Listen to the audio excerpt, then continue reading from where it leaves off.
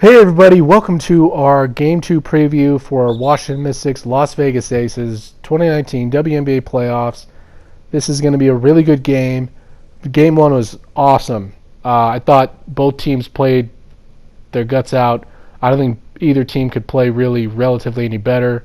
I want to see more out of Latoya Sanders. I want to see more out of Natasha Cloud. I think they're going to be the difference makers and the X factors. Ariel Atkins.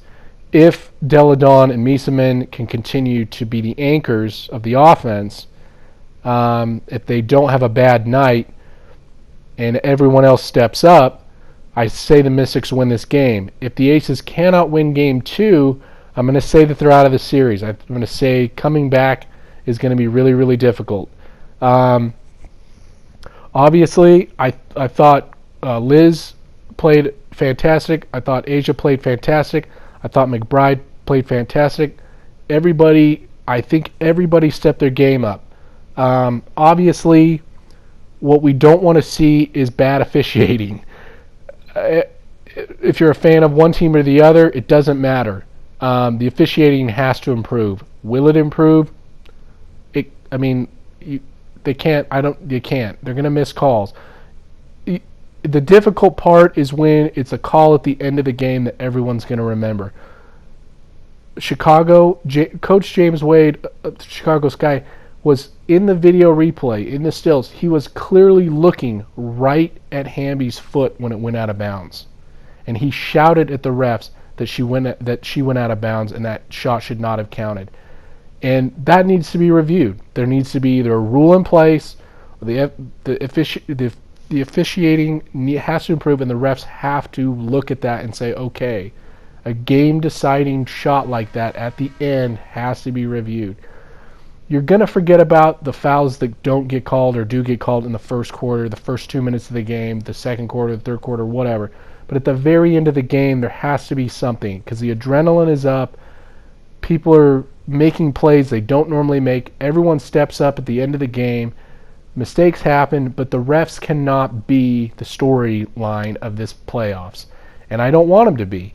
I don't think they have overshadowed these players. I don't think they've overshadowed the playoffs completely. But it has to be better in Game 2. It has to be in both these series. In the Sparks and Sun and this series, it has to be better. So if the Aces can continue to offensively play well, I don't know what more they can do. Defensively, both teams are going to have to ratchet it up because obviously it was an offensive affair. 97 points, 95 points. We didn't see that much during the regular season. We might have seen it from the Mystics. You saw it occasionally, but that's why they were the number one offense. But if Liz Cambage can continue to do things like that right there, and if Alina Deladon can continue to do things like that there, like that play we just saw, you're going to have a great game. Obviously, it's going to be the little things. It's going to be the little mistakes that are going to cost either team the game because it has shown that both teams are stepping up. Both teams are playing their guts out. Both teams are playing, I think, really, really well. And I want to see that continue. I have to see Emma Miesemann continue to put up the kind of numbers she put up. If she doesn't, the other players on this team, Sanders, Atkins, Cloud, Tolliver, Hawkins, Powers, all of them are going to have to step up. Because there's not going to necessarily be 27 points by Miesemann. There might be 25 points by Deladon. But getting a combined,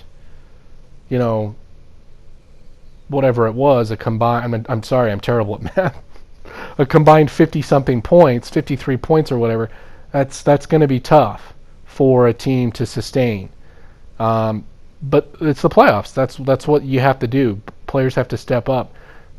And I think that Kelsey Plum has shown that she was tired of being on the bench. She wants to be a star in this league.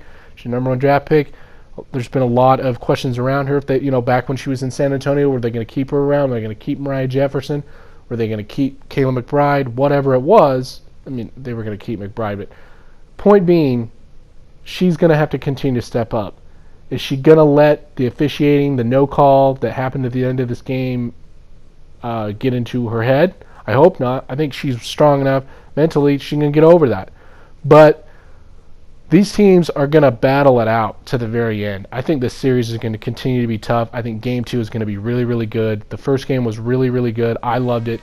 I hope everybody enjoyed it. I thought it was great WNBA basketball on display. I thought it was great offenses going at it, playing their guts out, like I said. And I just want to see both these teams continue to play at the highest level, because you can't expect every night to be amazing, but you can't expect the players to give their all. And that's all I'm asking. I want the refs to give their all. I want the players to give their all.